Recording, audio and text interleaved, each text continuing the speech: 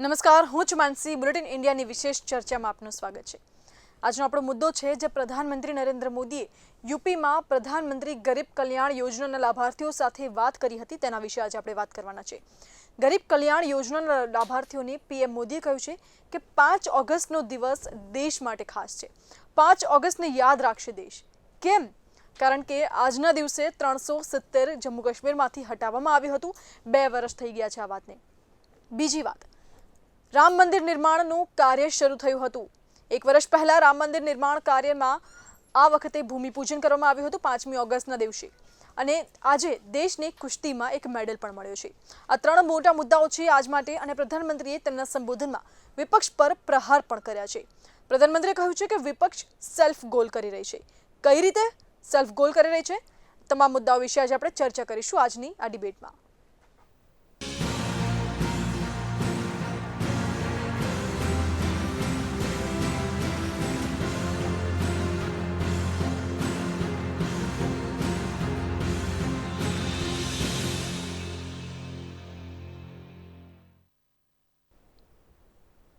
વડાપ્રધાન નરેન્દ્ર મોદીએ ગુરુવારે ઉત્તર પ્રદેશમાં પ્રધાનમંત્રી ગરીબ કલ્યાણ યોજનાના લાભાર્થીઓની સાથે વાત કરી છે.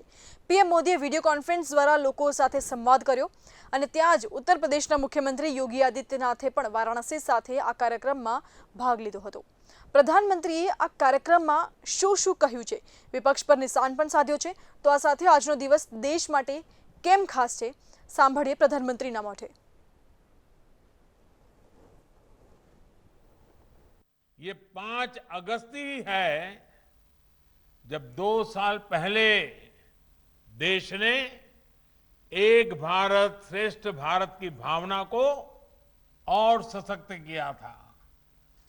करीब करीब 7 दशक के बाद 2 साल पहले 5 अगस्त को ही आर्टिकल 370 को हटाकर जम्मू कश्मीर के हर नागरिक को हर अधिकार, हर सुविधा का पूरा भागीदार बनाया गया था. यही 5 अगस्त है जब पिछले साल कोटि कोटि भारतीयों ने सैकड़ों साल बाद भव्य राम मंदिर के निर्माण की तरफ पहला कदम रखा. आज अयोध्या में तेजी से राम मंदिर का निर्माण हो रहा है और आज 5 अगस्त की तारीख फिर एक बार हम सभी के लिए उत्साह और उमंग लेकर आई है. आज ही ओलंपिक के मैदान पर देश के युवाओं ने हॉकी के अपने गौरव को फिर से स्थापित करने की तरफ बड़ी छलांग लगाई है. करीब 4 दशक के बाद ये स्वर्णिम पल आई है. जो हॉकी हमारी राष्ट्रीय पहचान रही है, आज हमारे युवाओं ने उस गौरव को पुनः हासिल करने की तरफ बहुत बड़ा देश को तोहफा दिया है. और ये भी संयोग है कि आज ही यूपी के 15 करोड़ लोगों के लिए इतना पुण्य आयोजन हो रहा है. मेरे गरीब परिवार के भाइयों बहनों को 80 करोड़ से ज्यादा लोगों को अनाज तो करीब करीब 1 साल से ज्यादा समय से मुफ्त में मिल रहा है. लेकिन मुझे उसमें शरीक होकर के इस पुण्य कार्यक्रम में आकर के आप सबके दर्शन करने का आज मुझे अवसर मिला है. भाइयों और बहनों, एक तरफ हमारा देश, हमारे युवा भारत के लिए नई सिद्धियां प्राप्त कर रहे हैं. जीत का गोल के बाद गोल कर रहे हैं. तो वहीं देश में कुछ लोग ऐसे भी हैं जो राजनीतिक स्वार्थ के में डूब करके ऐसी चीजें कर रहे हैं, लगता है सेल्फ गोल करने में जुटे हैं. देश क्या चाहता है? देश क्या हासिल कर रहा है, देश कैसे बदल रहा है, इसमें इनको कोई सरोकार नहीं। ये लोग अपने स्वार्थ के लिए देश का समय और देश की भावना दोनों को आहत करने में जुटे हैं। भारत की संसद का जन भावनाओं की अभिव्यक्ति के पावन स्थान का ये लोग अपने राजनीतिक स्वार्थ की वजह से निरंतर अपमान कर रहे हैं।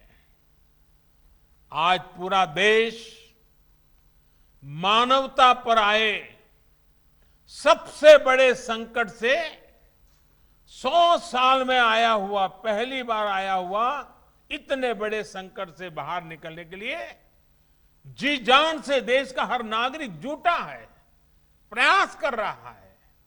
और ये लोग कैसे देश हित के काम को रोका जाए, इसकी स्पर्धा में लगे हैं, इस होड़ में जुटे हैं। लेकिन साथियों, ये महान देश, इस देश की महान जनता ऐसी स्वार्थ और देश हित विरोधी राजनीति का बंधक नहीं बन सकता। તો પ્રધાનમંત્રી નરેન્દ્ર મોદીએ તેમના સંબોધનમાં કહ્યું કે એક તરફ અત્યારે જ્યારે દેશ કીર્તિમાન પ્રાપ્ત કરી રહ્યું છે, દેશ આગળ વધી રહ્યું છે, ત્યારે વિપક્ષ સંસદને ઠપ કરી રહ્યું છે। પોતાના રાજનૈતિક સ્વાર્થ માટે વિપક્ષ કેટલાક એવા પગલાં ભરી રહ્યું છે, સેલ્ફ ગોલ કરી રહ્યું છે કે જે દેશના હિતમાં નથી।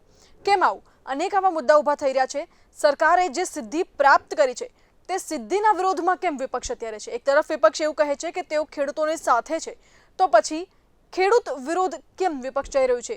આજે વાત કરીએ તો ગુજરાતમાં અત્યારે ખેડૂત સન્માન દિવસની ઉજવણી કરવામાં આવી રહી છે અને ત્યારે વિપક્ષ તેનો કેમ વિરોધ કરી રહ્યું છે? બીજી તરફ કૃષિ કાયદા જ્યારે ખેડૂતોના હિતમાં છે તો વિપક્ષને કયા પોઈન્ટ પર પ્રોબ્લેમ આવે છે? શું અહીંયા પ્રધાનમંત્રીએ જે ટોણો માર્યો સેલ્ફ ગોલ તે એપ્લાય થાય છે? ઘણા બધા આવા જ મુદ્દાઓ છે અને આજે આપણે આ તમામ મુદ્દાઓ વિશે ચર્ચા કરીશું। ચર્ચા કરવા માટે આજે ગેસ્ટ પેનલમાં જોડાઈ ગયા છે અમારી સાથે બીજેપીથી સાવન પંડ્યા, પરાગ પંચાલ કોંગ્રેસથી, જગદીશ પટેલ આમ આદમી પાર્ટીથી અને પ્રિયવદન શાહ રાજકીય વિશ્લેષક। આપ સૌનું સ્વાગત છે। સૌથી પહેલા પરાગ પંચાલ, અત્યારે પ્રધાનમંત્રી નરેન્દ્ર મોદીએ જે કહ્યું તેમના સંબોધનમાં કે દેશ કીર્તિમાન પ્રાપ્ત કરી રહ્યું છે, ત્યારે વિપક્ષ સંસદને ઠપ કરી રહ્યું છે। વિપક્ષ એવા પ્રયાસ કરી રહ્યું છે કે ક્યાંક ને ક્યાંક જે કામ થઈ રહ્યું છે તે અટકી જાય। કેમ આવું? શું એ દેશની પ્રગતિથી ખુશ નથી કે સેલ્ફ ગોલ જ ઈચ્છે છે?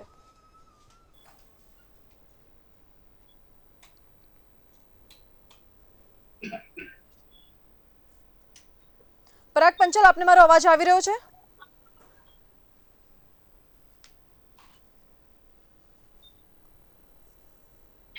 જગદીશ પટેલ, આ સેમ પ્રશ્ન હું આપને પણ કરવા માંગુ છું।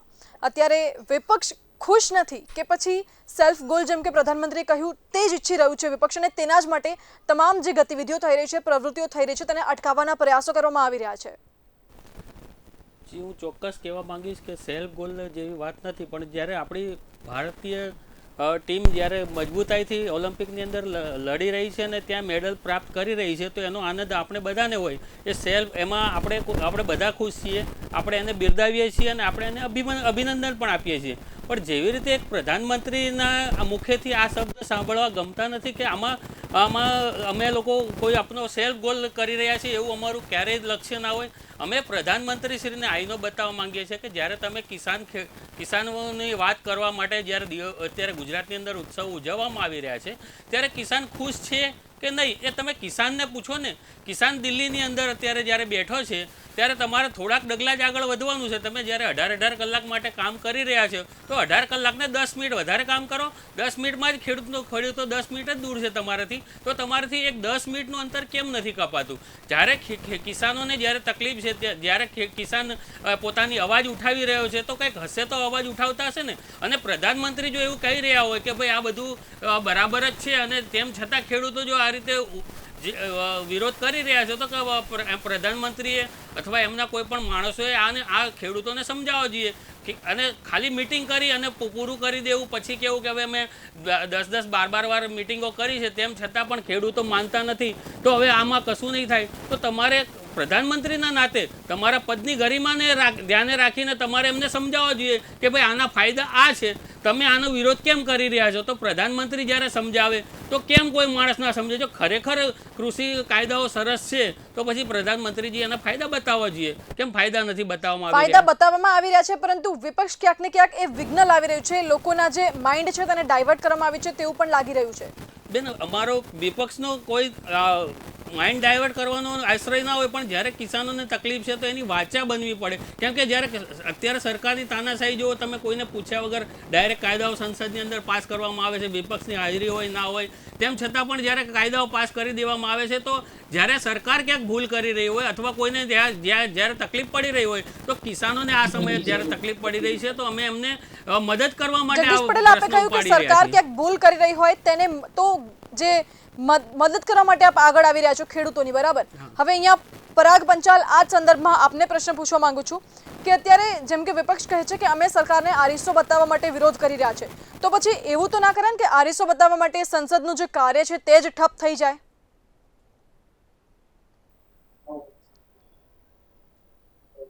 જગદીશભાઈનું પતી ગયું. જી પરાગ પંચાલ, હું આપને પૂછી રહી છું.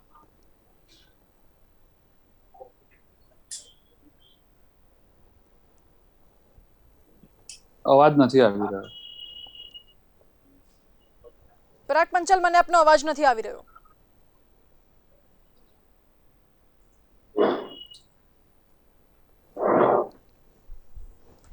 સાવન પંડ્યા, આપને પૂછી રહી છું અત્યારે કે દેશ કીર્તિમાન પ્રાપ્ત કરી રહ્યું છે એક તરફ, ત્યારે વિપક્ષ સંસદને ઠપ કરી રહી છે.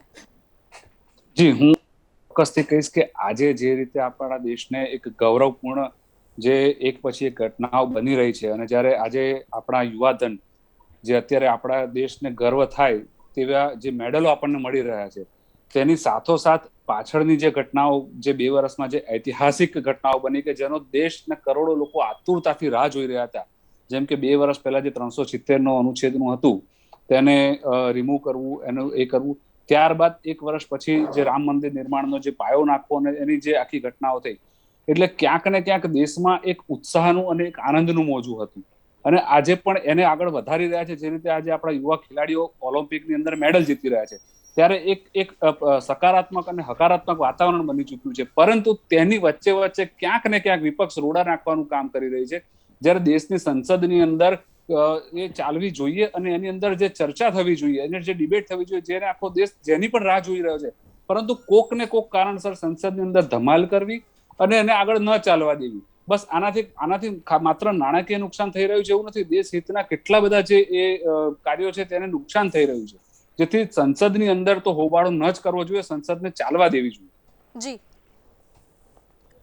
પરાગ પંચાલ, અત્યારે 370 જે હટાવ્યા તેને 2 વર્ષ પૂર્ણ થઈ ગયા છે. હવે 370 ના ફાયદા એ છે કે જો જમ્મુ કાશ્મીરમાંથી અત્યારે 370 હટી ગયું છે તો ઇન્વેસ્ટમેન્ટ માટે એક રસ્તો મોકળો બની ગયો એવું કહી શકાય. આ ઉપરાંત ટેરરિઝમ જે છે તે ઓછું થયું છે પહેલાની કમ્પેરિઝનમાં. એમ ગણવા જઈએ તો 370 જે હતું એની પહેલાનું કાશ્મીર અને 370 હટાવી દેવામાં આવ્યું છે, ત્યારબાદના કાશ્મીરમાં ઘણો બધો ફરક છે. ટેરરિઝમ ઓછું થઈ ગયું છે, ઇન્ફ્રાસ્ટ્રક્ચર ડેવલપમેન્ટ થઈ રહ્યું છે, ટુરિઝમ ડેવલપ થઈ રહ્યું છે, જે ફ્રૂટ્સ વેજીટેબલ્સ ત્યાંથી આવી રહ્યા છે કેન્દ્ર શાસિત પ્રદેશોથી, તે એક્સપોર્ટ તેનું વધી રહ્યું છે.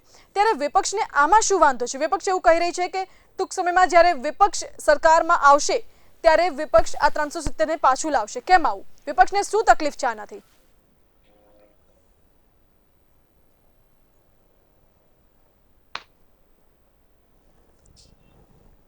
અવાજ બંધ થઈ ગયો તમારો. પ્રિયવદન શાહ, હું આજ પ્રશ્ન આપને પૂછવા માંગુ છું કે 370 અત્યારે હટાવી દેવામાં આવી છે, ઇન્વેસ્ટમેન્ટ વધ્યું છે, ટેરરિઝમ ઓછું થયું છે, ટુરિઝમ ડેવલપ થયું છે, તો પછી વિપક્ષ કેમ આમાં વાંધો ઉઠાવી રહી છે? આપનું શું મંતવ્ય છે? મુખ્ય વસ્તુ આપણે જો જોઈએ તો જાસૂસીનું જે સોફ્ટવેર છે એ ખરીદવામાં આવ્યું છે કે નહીં, એનો વિપક્ષ સ્પેસિફિક રિપ્લાય માંગે છે, હા અથવા ના. હવે એ જવાબ સરકાર કેમ નથી આપી રહી એ ખબર પડતી નથી. એમણે કમસે કમ કેવું છે કે અમે નથી ખરીદ્યું તો વાત પૂરી થઈ જાય છે, અથવા ખરીદ્યું છે તો એમ કહી દે, પણ કંઈક તો કહેવું પડે ને, એ નથી કહેતા. એનો આ પ્રોબ્લેમ અત્યારે ચાલી રહ્યો છે. બીજી વસ્તુ એ છે કે જે રીતે જાસૂસી થઈ છે એમાં પત્રકારોની જાસૂસી થઈ છે, ન્યાયાધીશોની જાસૂસી પ્રિયવદન થઈ, શાહ, જે મારો રીતે પ્રશ્ન એ છે કે અત્યારે 370 ગવર્મેન્ટ દ્વારા હટાવવામાં આવ્યું તો તેનો વિરોધ કેમ વિપક્ષ કરી રહી છે? વિપક્ષને શું પ્રોબ્લેમ છે? હવે જે બી કોઈ જાસૂસી કરતું હોય તે, પણ આ વસ્તુ બરાબર નથી, તો એની તપાસ થવી જોઈએ. તો આ માટેની સરકારે ચોક્કસપણે એનું પોતાનું સ્ટેટમેન્ટ આપવું જોઈએ કે ભાઈ અમે આવું ખરીદ્યું નથી અને અમે આની તપાસ કરીશું, તો આખો ઇસ્યુ જ પતી જાય છે. બીજી વાત એ કે અત્યારના તબક્કે આમ જોઈએ તો મોદી સાહેબે એવું કહ્યું કે ભાઈ 80 કરોડ લોકોને અમે અનાજ આપી રહ્યા છીએ. એનો અર્થ તો આપણા દેશની અંદર 130 કરોડની વસ્તીમાં 80 કરોડ એટલે કેટલા ટકા લોકો? 60% લોકો શું પોવર્ટી લાઈનમાં છે, બિલો પોવર્ટી લાઈનમાં છે, શું છે? અથવા એ લોકો બેકાર બની ગયા છે? પ્રિયવદન શાહ મુદ્દાથી સાઇડલાઇન થઈ રહ્યા છે. હું ફરી એકવાર આપની પાસે આવીશ. જગદીશ પટેલ, મારો પ્રશ્ન એ જ હતો પહેલા પણ, હજી પણ આપને એ જ પ્રશ્ન પૂછું છું કે 370 ને હટાવ્યાને 2 વર્ષ થઈ ગયા છે. 370 જ્યારે કાશ્મીરમાં હતું ત્યારે ટેરરિઝમ, આતંકવાદી હુમલા ઘણા બધા થતા હતા, અત્યારે હટાવી દેવામાં આવી છે, 2 વર્ષ થઈ ગયા છે. કાશ્મીરમાં ઇન્વેસ્ટમેન્ટ વધ્યું છે, ટેરરિઝમ ઓછું થયું છે, ઘણા બધા ફાયદા થયા છે, તો વિપક્ષને શું વાંધો છે આનાથી? કલમ હટી ગઈ, સૌથી સારું. પ્રિયવદન શાહ, આપની પાસે ફરી એકવાર આવીશ ટૂંક સમયમાં. જગદીશ પટેલ આપને પ્રશ્ન કરી રહી છું. 370 ની કલમ, મારો અવાજ આવે છે? જી જગદીશ પટેલ, હું આપને પૂછી રહી છું. હટાવવામાં આવી તો એક ઐતિહાસિક નિર્ણય હતો. મોદી સાહેબને આપણે એની માટે ધન્યવાદ પણ આપીએ છીએ. જેવી રીતે આપણે જાણી રહ્યા છીએ કે કાશ્મીરની અંદર બહુ બદલાવ આવી રહ્યો છે. જેવી રીતે આતંકી હુમલા થતા હતા એ ઓછા થયા છે. ક્યાંક ને ક્યાંક ત્યાંનું જે જનજીવન હતું એ પાટા ઉપર ચડી રહ્યું છે. તો આવા સંજોગોની અંદર આપણે એમને અભિનંદન પણ આપી રહ્યા છીએ. કહેવાનો મતલબ એટલો છે કે 370 હટાવી અને એક ખૂબ સારું કામ કર્યું છે, પણ હવે આપણે તેના સ્થાનિક પ્રશ્નોની ઉપર પણ જવું પડશે. જેમ કે ત્યાંના લોકોને રોજગારીનો પ્રશ્ન હોય, કે ત્યાંના લોકોને સમજો કે કાશ્મીરી પંડિતો જે હતા આપણા, એ ત્યાં પાછા ફરી વસવાટ કરી શકે એવી વ્યવસ્થા સરકાર કરે એવું અમારું માનવું છે. અને જેમ બેન તમે કીધું કે વિપક્ષ વિરોધ કરી રહ્યું છે, તો સમગ્ર વિપક્ષ 370ની કલમનો વિરોધ નથી કરી રહ્યું. અમુક પક્ષો કદાચ વિરોધ કરી રહ્યા છે તો એમનો અંગત મામલો છે. બાકી અમે 370 હટાવી તો એ ઐતિહાસિક પગલું છે અને અમે એની માટે અભિનંદન પણ આપીએ છીએ. જી પરાગ પંચાલ, એક તરફ જ્યારે વિપક્ષ એમ કહે છે કે વિપક્ષ ખેડૂતોની સાથે છે, ખેડૂતોની પડખે ઊભી છે, ત્યારે આજે ગુજરાતમાં સરકાર જ્યારે કિસાન સન્માન દિન ઉજવી રહી છે તેનો કેમ વિરોધ કરવામાં આવી રહ્યો છે? મને ખૂબ જ લેટ થોડુંક આમાં વિડીયો આવ્યો છે. એકચ્યુઅલી ગુજરાત સરકાર અને રાષ્ટ્રમાં મોદી સાહેબની સરકાર અત્યારે 5 વર્ષની ઉજવણી, આમાં કેવું છે મેડમ કે ખરેખર તો કોરોના કાળ છેલ્લા 1.5 વર્ષથી ચાલ્યો. હમણાં બીજી લહેરની અંદર લાખો લોકો મરી ગયા. સરકારે આંકડા જાહેર કર્યા એના કરતા 10 ગણા લોકો વધારે મરી ગયા. આવી પરિસ્થિતિની અંદર લાજવાનું હોય એની જગ્યાએ રૂપાણી સરકાર ગાજી રહી છે. ઠેર ઠેર બોર્ડ મૂકી રહી છે. ધન્યવાદ મોદી સાહેબ, મફતમાં રસી આપો છો, આનો વિકાસ કર્યો, પેલાનો વિકાસ કર્યો. એટલે એની સામે અમે પ્રજાની સમક્ષ વિરોધના, ઉજવણીના અમે મુદ્દાઓ લઈને આવ્યા છે. ધારો કે 1લી ઓગસ્ટે અમારું શિક્ષણ બચાવો અભિયાન હતું, એવી રીતે 5મી ઓગસ્ટે એટલે કે આજની તારીખે અમારો ખેડૂત અને ખેતી બચાવો અભિયાન હતું. લોકોને અમે જાગૃત કરવા માંગતા હતા કે આ સરકાર બિયારણના ભાવ જે રીતે હમણાં વધારેલા છે, જ્યારે યુપીએ સરકાર હતી ત્યારે બિયારણના ભાવ શું હતા, અત્યારે બિયારણના ભાવ શું છે. આ સરકાર જ્યારે પાક વીમો આપવાનો આવે છે, જ્યારે નુકસાન થાય છે ખેતીમાં, ત્યારે પાક વીમાના પૂરા પૈસા લોકોને મળતા નથી. કારણ કે એમણે પ્રાઇવેટ વીમા કંપનીઓને ટેન્ડર ભરીને અંદર સમાવેશ કર્યો, જેથી પ્રાઇવેટ વીમા કંપનીઓ પૈસા ચૂકવતી નથી. આવા ખેતીલક્ષી અનેક પ્રશ્નો છે. એટલે માટે અમે તો 5 વર્ષની એમની ઉજવણી સામે 5 વર્ષનું આખું વિરોધનું અમારું ટાઈમ પરાગ ટેબલ પંચાલ, જોઈને તો એવું જ લાગે છે કે વિપક્ષ એક બાજુ જ સ્ટડી કરીને આવ્યું હોય તે રીતે, કારણ કે તેના જે ફાયદા છે એની તો એ વિશે તો કોઈ વાત જ નથી થતી. સ્ટડીનો સવાલ નથી. તમે મેડમ મારી વાત સાંભળો. આ સરકાર એકચ્યુઅલી લોકશાહી કહેવાને લાયક જ નથી. આ સરકારનું હવે તો લોકશાહી કઈ રીતે આ લોકો કહેવું, કારણ કે જ્યાં પેગાસુસ જેવી કંપનીઓ જે સોફ્ટવેર હોય છે કે જે બીજા દેશમાં જાસૂસી કરીને લશ્કરી સાધન લશ્કરના ઉપયોગ માટે લેવાનું હોય છે, એવા સોફ્ટવેર એવા પ્રકારના યંત્રોનો ઉપયોગ ખુદ દેશના લોકોની વિરુદ્ધ કરી રહ્યો હોય, જેમાં અધિકારીઓ બી આવતા હોય, પોતાના મંત્રી આવતા હોય, વિરોધ પક્ષના નેતાઓ આવતા હોય ને એના ઉપયોગથી ગવર્મેન્ટ પાડી દેવામાં આવતી હોય. સારા ધારાસભ્યો જે લોકો પરાગ પંચાલ, આપ કહી રહ્યા છો કે લોકશાહી નથી થઈ રહી અત્યારે, તો આટલા બધા વોટ કેવી રીતે મળી રહ્યા છે? હા, બહુ સારી પ્રશ્નની વાત કરી. જેમ આ પેગાસુસનું બહાર આવ્યું ને કે અમને કઈ રીતે જાસૂસી કરી, કઈ રીતે લોકોને બ્લેકમેલિંગ કરીને બીજા પક્ષમાં પક્ષાંતરણ કરવામાં આવે છે, કઈ રીતે ગવર્મેન્ટ કરવામાં આવે છે, એવી રીતે જ તમને કઈ રીતે આ લોકો ઈવીએમ માંથી વોટ મળે છે એ બી ટૂંક જ સમયની અંદર આખો દેશ જોશે. આ પ્રધાનમંત્રી અને એમના ભાઈ અમિતભાઈ શાહનું કાવતરું, એમના ભારતીય જનતા પાર્ટી કે જે ભારતીય જાસૂસ પાર્ટી બની ગઈ છે, અને હવે તો એ લોકો બળાત્કારી પાર્ટી બી બની ગઈ છે. છાસવારે એમના નેતાઓ બળાત્કારમાં સંડોવાયેલા જોવા મળે છે. છોકરીઓના, નાની બાળકીઓના રેપ થાય છે. જ્યારે નિર્ભયાનો રેપ થયો ત્યારે આખી ભારતીય જનતા પાર્ટીએ કોંગ્રેસને બદનામ કરેલી, એમાંથી કેજરીવાલનો ઉદ્ભવ થયેલો અને એમાંથી અન્ના હજારેનું આંદોલન ઉભું કરવામાં આવ્યું. જે અન્ના હજારે પણ આરએસએસ નો જ માણસ હતો, એક ભાગ હતો. એટલે હવે તમે જોશો કે પ્રજા કઈ રીતે 2024 સુધીમાં, કારણ કે હવે અમે બધા જ હથિયાર વાપરી નાખ્યા. 370 તો પતી ગઈ, 35 પતી ગઈ, રામ મંદિરનું નિર્માણ પતી ગયું. એટલે હવે છેલ્લો હથિયાર એમની જોડે બન્યું છે કે હિન્દુ રાષ્ટ્ર. હવે 2024ની આ લોકો એક વખત ફરી હિન્દુઓને મૂર્ખ બનાવવા માટે હિન્દુ રાષ્ટ્રનો એક ઉપયોગ કરવામાં આવશે, એના મુદ્દાનો ઉપયોગ કરવામાં આવશે જીતવા માટે. હવે 370ના કલમની હું થોડોક લેટ આવ્યો વાત કરી, એનો પર્પઝ શું પરાગ હતો? પંચાલ, આપની પાસે આનો જવાબ ફરી એકવાર લેવા આવીશ. હું આપના જ આ સવાલનો જવાબ સાવન પંડ્યા પાસે લેવા માંગુ છું. સાવન પંડ્યા, પરાગ પંચાલે ઘણા બધા આક્ષેપ કર્યા, તેમાં હું થોડા આક્ષેપની સામે હું વર્તમાન પરિસ્થિતિને થોડુંક એક પહેલા બે જે ઇતિહાસની વાત છે એ કરવા માંગીશ, ત્યાર પછી બાકીના જે પ્રશ્નો છે એનો પણ આપણે આક્ષેપનો જવાબ આપીશ. જે લોકશાહીની પહેલી વાત કરી, તો લોકશાહી શું? સૌથી પહેલી વસ્તુ એ છે કે અત્યારે આપણે સર્વ અહીંયા બધા ભેગા થયા છે, સરસ રીતે આટલી ડિબેટ કરી રહ્યા છે. વિપક્ષનું ક્રિટિસાઇઝનું કામ કરી રહ્યું છે. આ લોકશાહી, આને લોકશાહી કહેવાય. આ સ્પષ્ટ લોકશાહીનું એક ઉત્તમ ઉદાહરણ છે, પહેલી વાત. બીજી વાત, લોકશાહી ક્યારે ખત્મ થઈ ગઈ હતી, ક્યારે એનો વિનાશ થઈ ગયો હતો? ત્યારે 1974-76 વાળો જે આપણે કાળ યાદ કરીએ, કદાચ મારી ઉંમર બી એટલી નાની હશે, પણ બીજા જે વડીલ મિત્રો ને બધા છે એમને ખ્યાલ હશે કે દેશની અંદર જે કટોકટીને જે કાળો દોર આવ્યો હતો, ત્યારે લોકશાહી ક્યાં હતી? ત્યારે લોકશાહી સદંતર, ત્યારે મીડિયા તમે જોઈ લો કે દેશના લાખો નાગરિકો, એ લોકોની શું પરિસ્થિતિ કરી નાખવામાં આવી હતી. એ કાળો દોર હતો લોકશાહીનો. હવે વાત આવી 370ની, તો 370 અને જે રામ મંદિરનું જે આ કાર્ય છે એની વાત કરી રહ્યા છે, તો એને એ લોકો એક ચૂંટણીનો વાયદો, એ મારા મિત્ર જે શબ્દો વાપરી રહ્યા છે કે વાપરી નાખ્યું, એટલે શું વાપરીશું? અરે ભાઈ, આખા આ દેશના કરોડો લોકો જેની આતુરતાથી રાહ જોતા હતા, આ દેશની આ એક ભાવનાઓની એ લાગણી છે, એક ભાવનાઓ છે, એને તમે આવી રીતે એક રિપ્રેઝન્ટ કરો છો. એ જ આજે જનતા જોઈ રહી છે કે આ લોકોના મનમાં શું છે અને આ લોકો કહે છે શું ને આ લોકો કરે છે શું.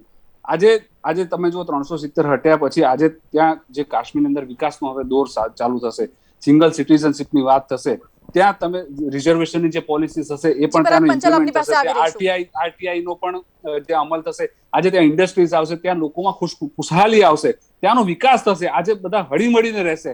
એની જગ્યાએ તમે એને એક શસ્ત્ર તરીકે એમ કહો છો કે આ લોકોએ વાપરી નાખ્યું. આ તો શું છે? 2 વર્ષ થઈ ગયા. 370 35 એને એક પણ હિન્દુને જે પંડિત વિસ્થાપિત થયો છે ત્યાંને વસાવવામાં આવ્યું નથી.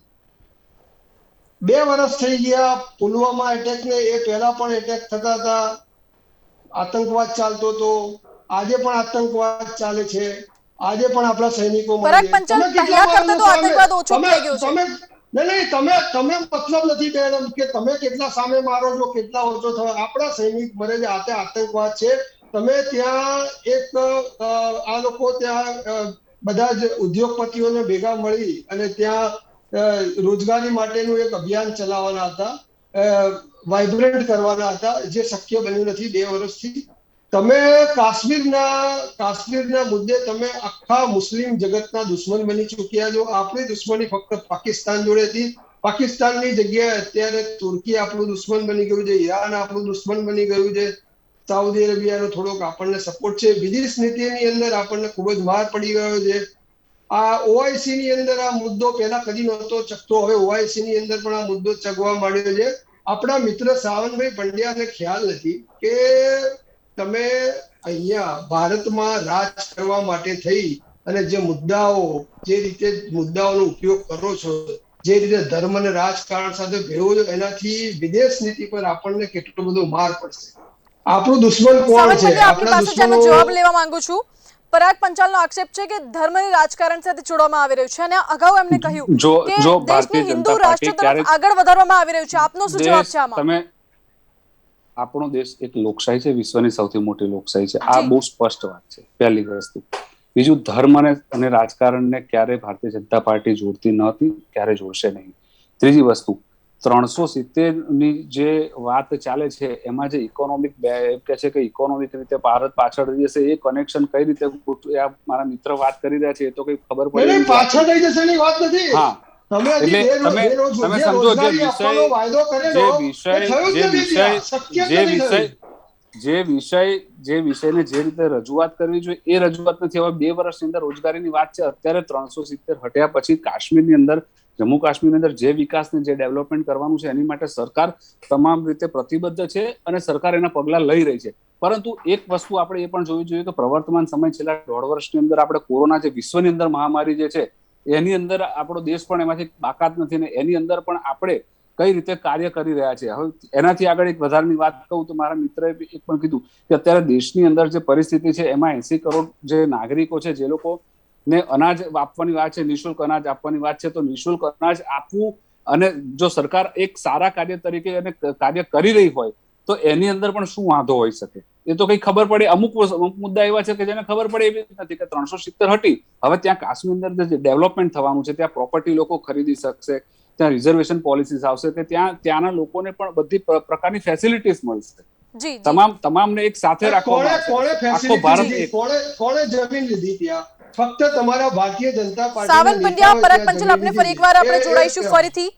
વિપક્ષનું કામ છે સરકારને આરએસઓ બતાવવાનું, વિપક્ષ તેનું કામ કરી રહી છે, વિરોધ કરી રહી છે, પરંતુ દર વખતે વિરોધ. પ્રિયવદન શાહ, એ જ પ્રશ્ન આપને પૂછું છું.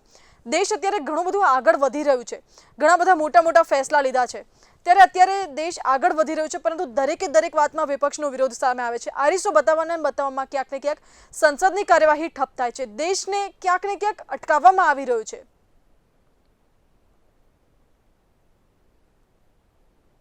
એક સામાન્ય માણસ છું, મારે કોઈ પાર્ટી જોડે કોઈ નિસ્બત નથી, અને એમ છતાં મને એમ લાગે છે કે આ જીવવા માટે જે પૈસા જોઈએ ને એ પૈસા તો ગોઠવાતા જ નથી. પહેલા જે 25,000 ઘર ચાલતું હતું, હવે 50,000 જોઈએ છે. બધી મોંઘવારી વધી ગઈ છે, વ્યાજના દર જે હતા એનાથી અડધા થઈ ગયા છે.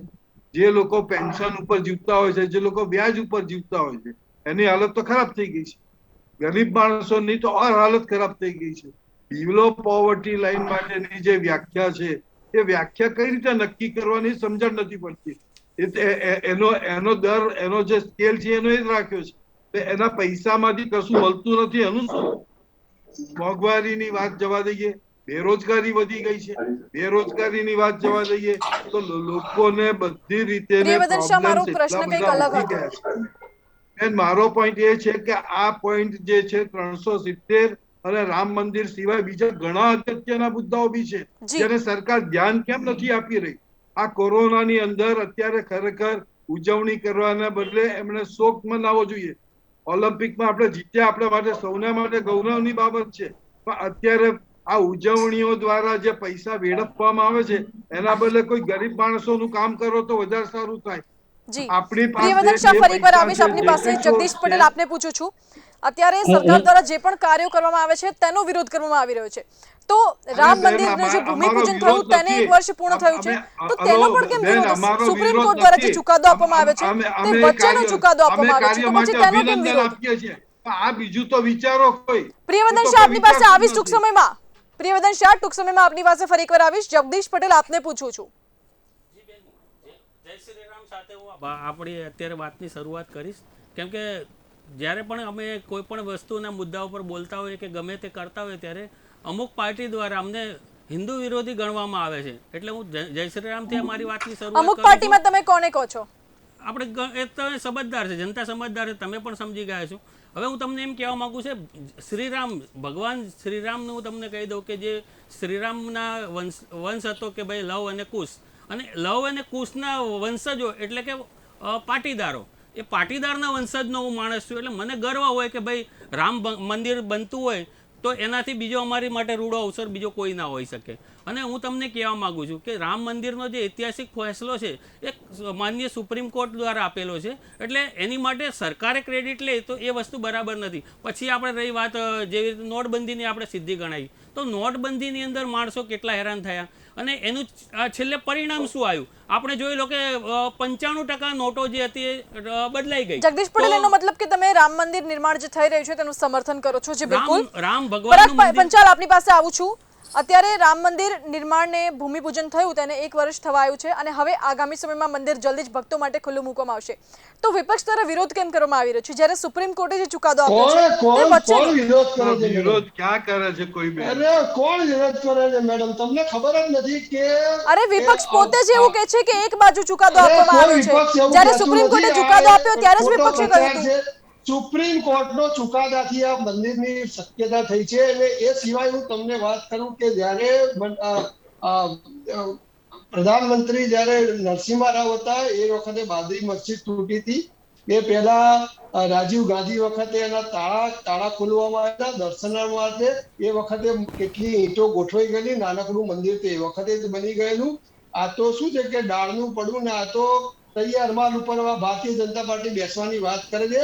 એમની કોઈ તાકાત નથી. જો એ વખતે ધાર્યું હોત નરસિંહ રાવે તો એકે કાર સેવક ત્યાં મંદિર સુધીના ઘૂંઘટ સુધી મસ્જિદ સુધી પહોંચી ના શક્યો હોત. આ તો શું છે કે કોંગ્રેસ એનો વિરોધ નથી કરી રહી, તો એનો મતલબ કે કોંગ્રેસ જ્યારે સત્તામાં હતી ત્યારે આનો ચુકાદો કેમ ન આપવામાં આવ્યો? તમે કહ્યું કે ભારતીય જનતા પાર્ટી માત્ર ક્રેડિટ લે છે.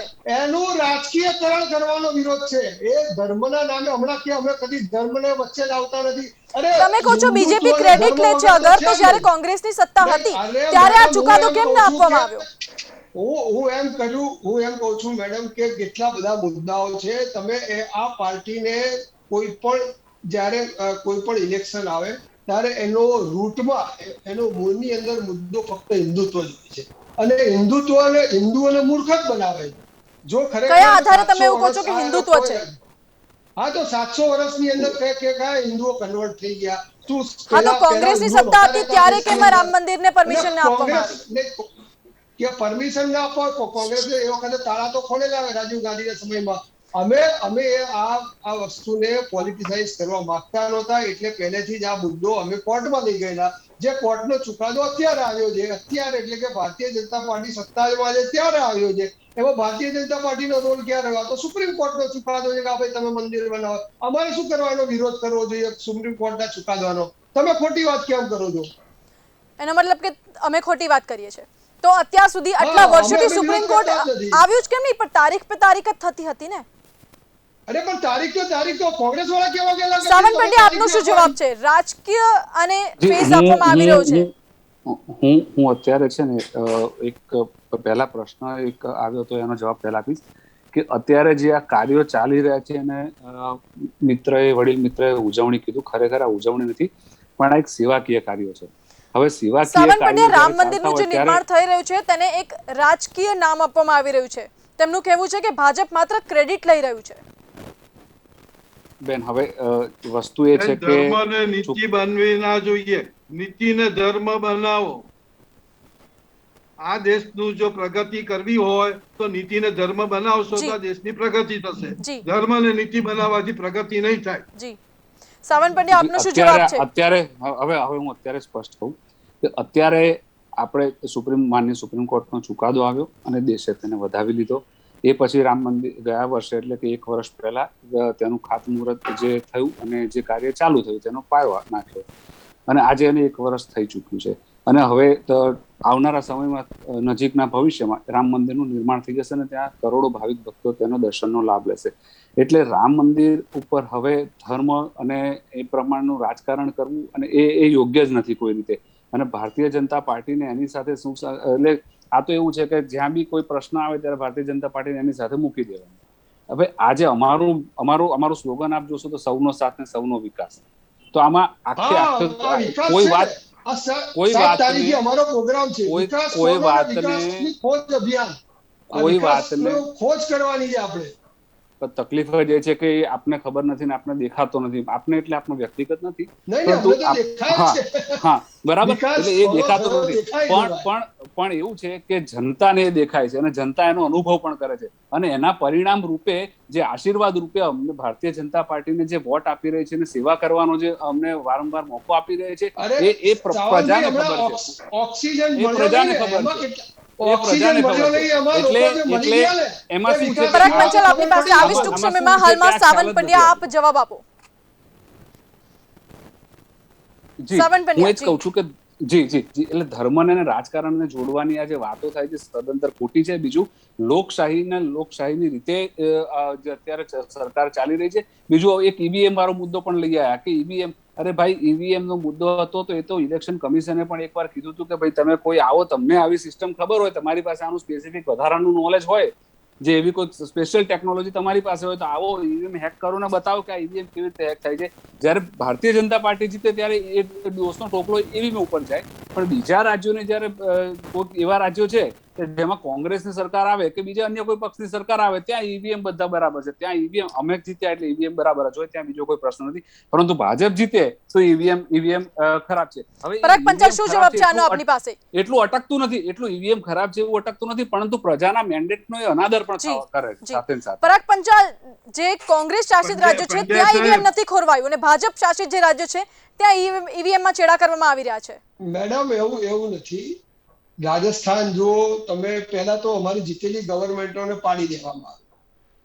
એના સૌથી મોટો હાથ હતો પેગાસસનો. ઇઝરાયલ જોડે સૌથી જૂના સંબંધો મોદી સાહેબના છે. ગુજરાતમાં સુપ્રીમ કોર્ટે હજી કહ્યું છે પેગાસસ મુદ્દે પ્રૂફ તો આવવા દો પહેલા. અરે ક્યાંથી પ્રૂફ આવવા દો? જે ચીફ જસ્ટિસ રંજન ગોગોઈ જેમની જોડે રફાલનો કેસ હતો, એમની જાસૂસી કરવામાં આવી અને 2-3 દિવસ પછી હવે એમને ભારતીય જનતા પાર્ટી રાજ્યસભાના સભ્ય નોમિનેટ કરવામાં આવે છે. એટલે તમે આને શું સમજો છો? આને સમજવાનું શું? તમે પહેલા પેગાસસ વાળી વાત પૂરી કરો ને. ઇલેક્શન કમિશન જે છેલ્લા હતા એમનો બી ફોન ટેપ થતો હતો.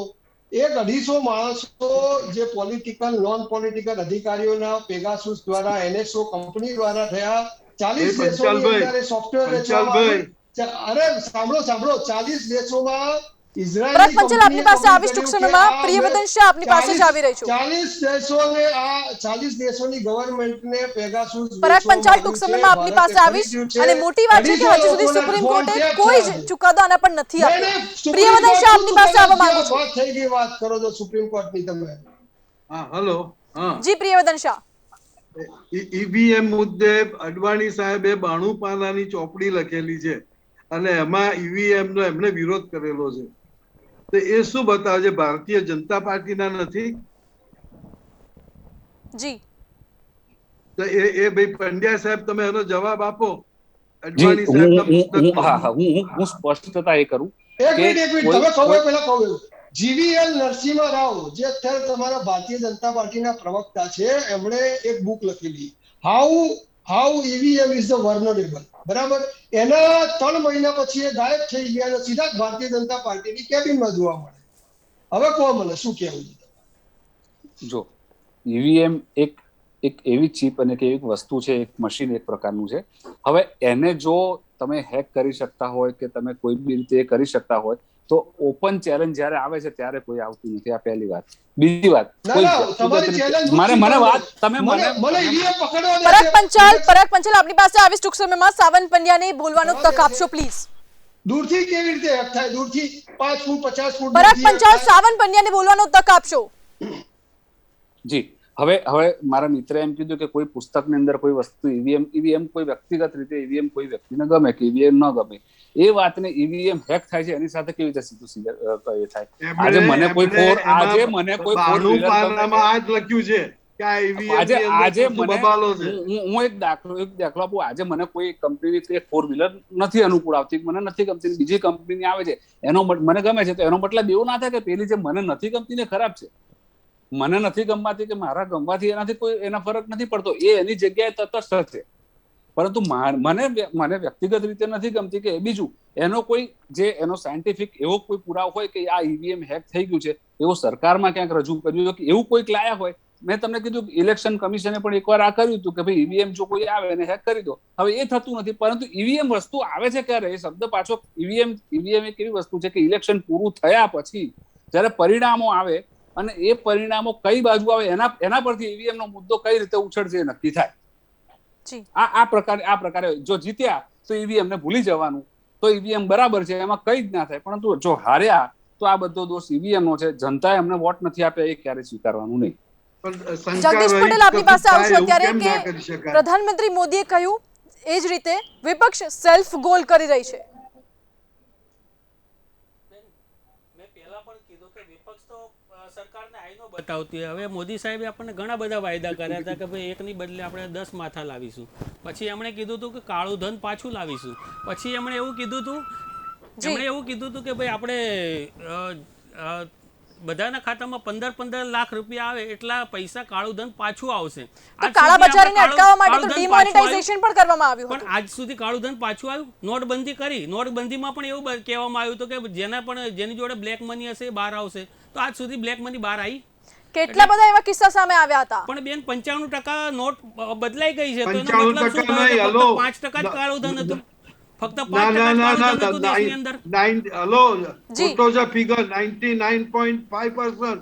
હા, 99.5% જ્યારે બદલાઈ ગઈ હોય નોટ, તો શું એ 0.1% માટે આવું બધું કરવામાં આવ્યું? 0.5% માટે આ બધું કરવામાં આવ્યું? સાવન પંડ્યા, આપનો શું જવાબ છે આમના? જી, કોઈ એક પોઝિટિવ કાર્ય કરવા માટે જ્યારે એક નીતિ અને નિયમ પ્રમાણે કોઈ કામ થાય, જેમ કે ડિમોનેટાઇઝેશન થયું, નોટબંધીનો એક પ્રયત્ન થયો, સૌથી મહત્વનું છે કે એ પ્રયત્ન કઈ દિશામાં હતો? એ પ્રયત્ન એ દિશામાં હતો કે જે કાળું નાણું કે જે બ્લેક મની માર્કેટમાં ફરી રહ્યું છે તે મની વ્હાઇટ સ્ટ્રીમમાં જે બહાર સિસ્ટમની અંદર આવે કે જે ખબર જ નથી કોઈને કે આ પૈસા કઈ રીતે આવે છે કઈ રીતે જાય છે. આજે મારા મિત્ર મને સાંભળી લો, કાળું નાણું છે એ તો જાહેર છે ને. સ્વિસ બેંકની અંદર જે કાળું નાણું છે એ જાહેર વસ્તુ છે.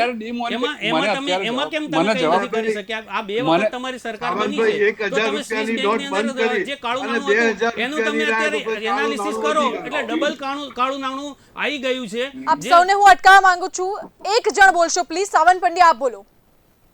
જી બેન, અમારો સરકારનો જે પ્રયત્ન હતો કે આ એક ડિમોનેટાઇઝેશનના સ્ટેપથી જે માર્કેટની અંદર બ્લેક મની ફરી રહી છે અને જે મની કોઈ જગ્યાએ બ્લોક થઈ રહી છે એ મની સીધી માર્કેટની અંદર આવે, એની અંદરથી જે સેગ્રીગેટ થાય. હવે પહેલો પ્રશ્ન એ રહ્યો હતો કે અમારે કોઈ પ્રયત્ન કરવાનો જ નહીં. તમે સમજો, અમારો પ્રયત્ન એ છે, સૌથી પહેલું અમારું એ છે કે અમારી નીતિ છે કે અમારે આ જ્યાં છે તેને ગોતીને બહાર લાવવાનું. આ સૌથી મોટો પ્રયત્ન છે અને એની અંદર સફળતાના આપે જેમ કીધું એમ કેટલા બધા દાખલા બન્યા છે કે કેટલી જગ્યા નાણાં બહાર આવ્યા છે.